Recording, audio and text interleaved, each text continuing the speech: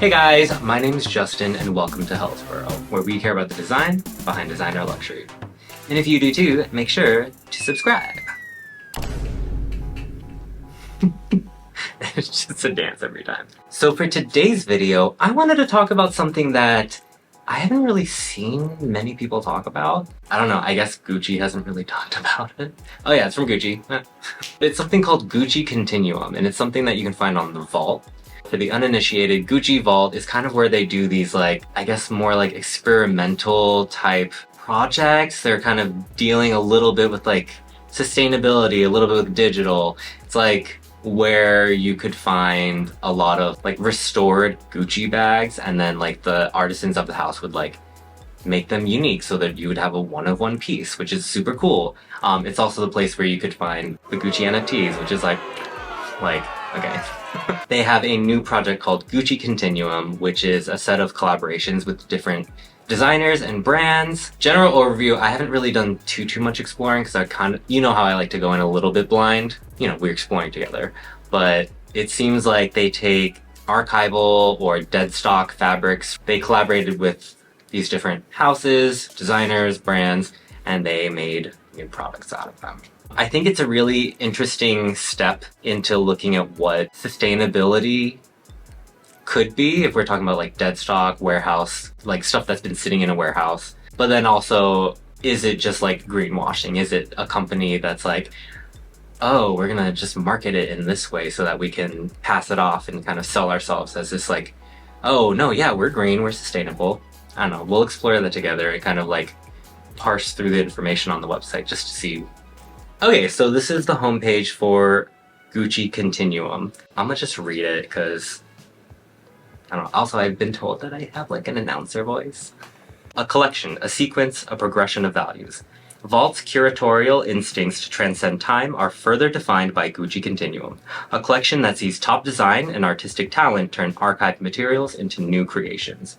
Right off the bat, when they say archived material, it seems like surplus, where they have extra materials and then it kind of would just go to waste otherwise. So I'm okay, this is already starting to feel good. On the other hand, it's why did you make that much material?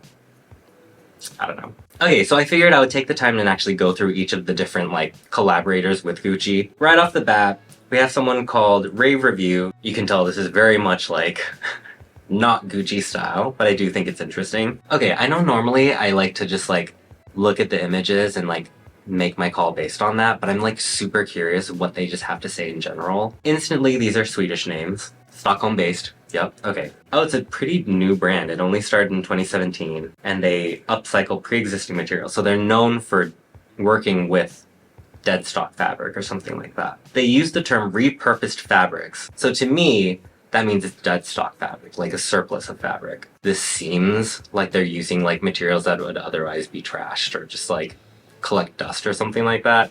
I'm actually really into that. As far as the look, I love draping, and the draping is actually pretty decent, but the finish of the hem is kind of it just kind of ends.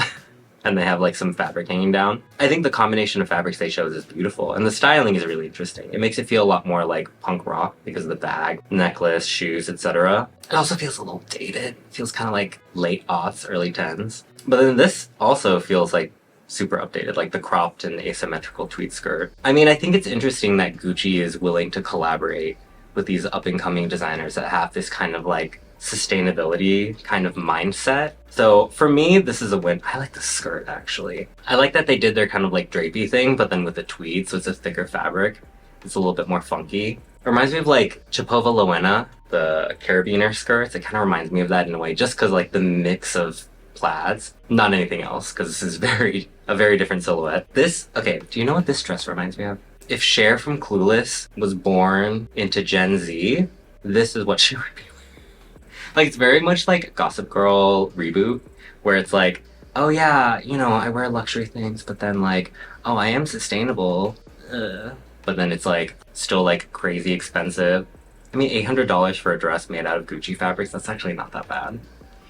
And it's cute! Okay, good job, Rave Review. Doing something interesting. Alright, so the next person on the list is Alice Pons. Fabrics from the house's recent collections, Gucci Flora Silk, And then they say 1960s archival print, which to me means that they had either fabric that could have been left over, probably not, but then they're just pulling back like archival prints, which to me is like defeats the purpose of this. I'm like, isn't the whole thing you're supposed to be using deadstock fabric? Off the bat, I love this because I love the Gucci flora. It's not like as iconic as the Gucci monogram, but it still is very recognizable as like being like, oh, that's Gucci. Like you see it everywhere. I think it was one of the fabrics they even used, or one of the prints they used in like the Gucci Balenciaga hacker project. I don't know, maybe I'll get a corset top. Not this one though, this one is 1,200 bucks. Okay, here's the thing. This one is a little bit more vague when they're talking about like the fabric, and it not being like pre-existing fabric or something like that. Like the verbiage that they're using almost makes me think like, oh no, this one they definitely produced fabric for this and just did it because. I'm like, to me, anytime like a big brand is a little bit unclear in their definitions of things, to me, my mind automatically goes to the worst, because that way they're like legally covered if they're like a little bit murky. So to me, I'm like, I'm less of a fan of this one. Also, it's corset, so I'm like, whatever. Okay, so while we were scrolling through, I was actually really excited to look at this one because it looks like it's someone who uses like dead stock leather. Only 4 pieces. To me, it makes more sense when they have like just 4 pieces, because it's like, yeah, you're using what's there. When you see like so many different things, it's like, okay, instantly I see 2 bags. We're gonna take a look at those right now. Right off the bat, I love the verbiage they're using. They're saying upcycled buckle baguette bag. So baguette is the shape. Buckle is made from belts, I guess, like actual belts. Then upcycled. If you're gonna use the term upcycled, to me it definitely means that these are pre-existing things. Oh, and then we have another Swedish brand, Hodakova from Stockholm. And this is another brand that is known, it was only founded like 2 years ago, but it's known for working with pre-existing material. They use the phrase repurposed emblematic Gucci belts featuring the GG, interlocking G, square G, and Gucci blondie buckles to create a buckle bag. Ooh, okay. The belts used to craft this item come from warehouse dead stock or flawed models that have been given new life. Okay, I'm here for this one. This one is great. And I love I love that it's a baguette shape made from belts, but interwoven. So instantly it's like baguette shape, I instantly think Fendi. Interwoven leather, I think Bottega. But then the GG's makes it super Gucci. I love that like murkiness when it comes to the design, but it's very clearly Gucci. It's a good size, I love it.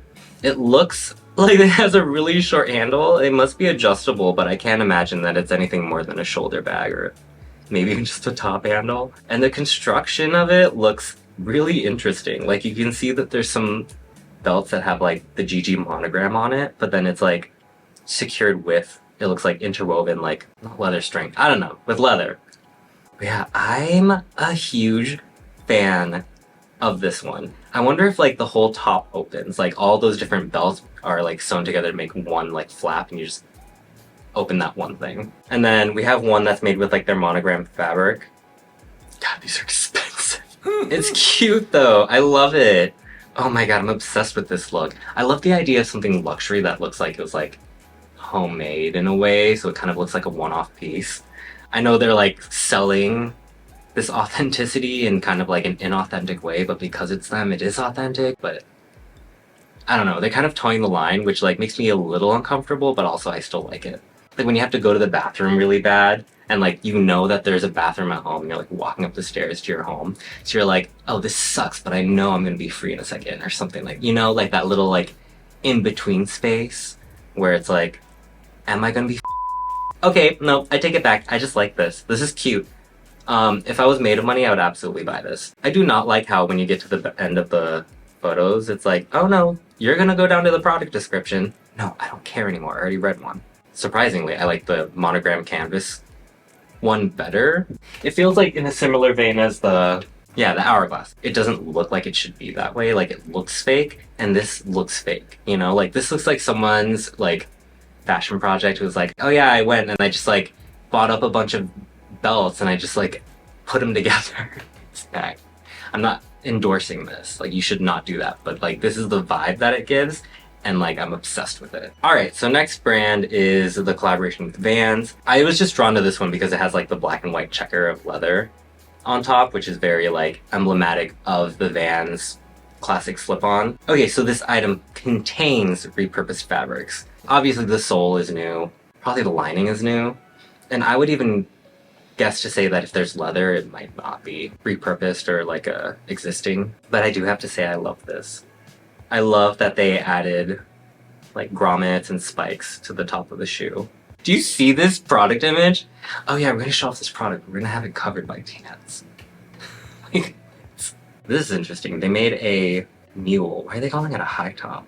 Whoever did the merchandising for the website, it's not a white high top sneaker. It's a mule. But I do love that they made the fabric into a checkerboard for like the slip-on. I don't recognize these fabrics though. Do you guys recognize these? I feel like such a bad fashion person.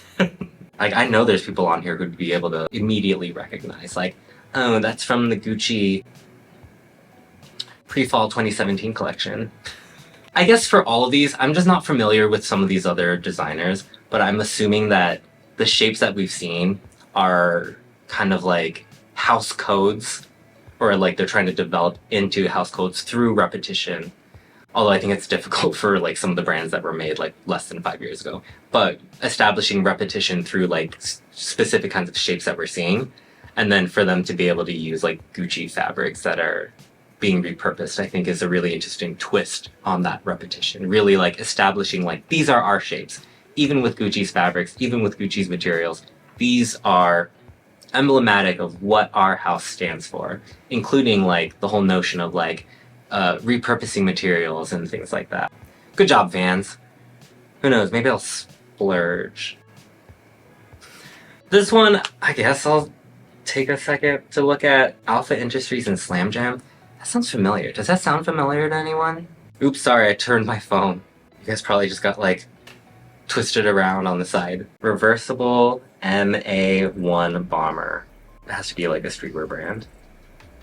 What? No, it's not. What? Okay, well, I'm an idiot. Founded in Knoxville, Tennessee. Alpha Industries. Oh, it's the people who actually made the like, they call it legendary bomber jacket, first designed for the US military. And you get a set of patches so you can customize your bomber. So you can make it special from you. I mean, it's a bomber jacket. I think, sure, you have this like iconic shape, and you have it from the people who actually like made it back in like the late 50s, early 60s or whatever. I have to say, this is not the greatest shape though. Where are the patches? I want to see the patches. I don't think we're going to see the patches, guys. Sorry. But all in all, this one's not my favorite. The first designer slash manufacturer of like bomber jackets that the US military used, which like, am I gonna get like arrested if I go back to the US after saying this? Okay, so the last collaborator I want to talk about is Collina Strada. I think that's just the brand name because they're saying Hillary Taymor is the person who actually is behind it, which amazing. Also, these pieces are not that expensive. I thought Collina Strada was crazy expensive, but these feel very like Collina Strada. This feels very like also not Gucci. Also, look, they have like the tiny like, they call it a pleated belt. It's like those micro minis. New York-based Hillary Taymor of Collina Strada is both a fashion designer and an eco-activist. Repurposing with purpose. That's good. That's good. That's good marketing. She advocates for self-expression and self-realization through her exuberant creations. With her playful aesthetic, Hillary Taymor re-envisions archived materials from recent Gucci collections such as colorful tweeds and floral patterns. So then this feels a little bit more authentic than maybe like the corset person, but maybe they just didn't have enough dead stock for that. I don't know. But this is cute! Oh my god. And I feel like I do actually recognize this fabric, this tweed. This one for sure you can recognize like little star patches. That's something I think Collina Strada has done. Also, if I'm completely wrong, let me know. That's what the comments are for. But I think it's interesting, just like looking in general at all these different pieces, like you can recognize some of the fabrics. Like this one for sure, like it feels like a Gucci fabric. Oh, and there's even a star patch to make up like the spaghetti strap on one side. That's cute. And I mean this in like the best way possible, especially talking about this person, but like it feels like an upcoming designer just like scrounged around for what they could find, and they managed to go to like dumpster dive at like a luxury house or something like Gucci or something, and they were like, oh, this is great, I'm gonna make this collection out of like repurposed fabrics. I love the idea of this. It feels very like what the hacker project was, but like in a more like authentic way, which I know I called it inauthentic like a little while ago because it's being marketed in this way off the Gucci website. But like I don't know, there's something cool, right? Like it feels very cool of Gucci to do this. Like, yeah, let's work with like lesser known designers. Vans isn't, and some would argue like a lot of these names actually aren't. Still, like if I asked my mom, like, oh, do you know like the brand Collina Strada? My mom would be like, is that a friend of yours? I'm just curious about this one, because this one looks a little dangerous. This is the last item I'm going to talk about, I promise. Oh my god, I just looked at the screen. Beautiful. I love the shape though. I like that they use this kind of like, it feels like a little bit of like a homely fabric, you know? Like it looks like a quilt. You know how like Alessandro Michele like made his fabrics look very like dated but updated? Repurposed with purpose. Yeah, in general, I think I went into it pretty skeptical and I came out like feeling like 80% secure instead of like kind of 50-50. So I think that's kind of like a good thing, right?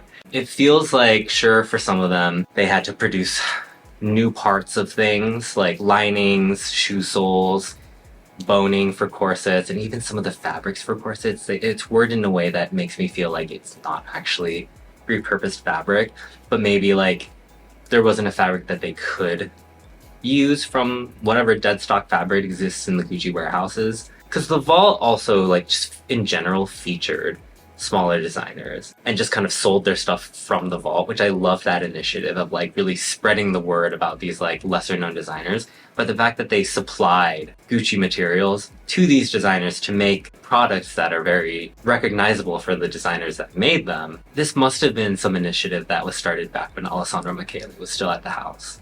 Because like, I know right now where Gucci's headed, this would not happen. Like, I think this is such an interesting kind of thing.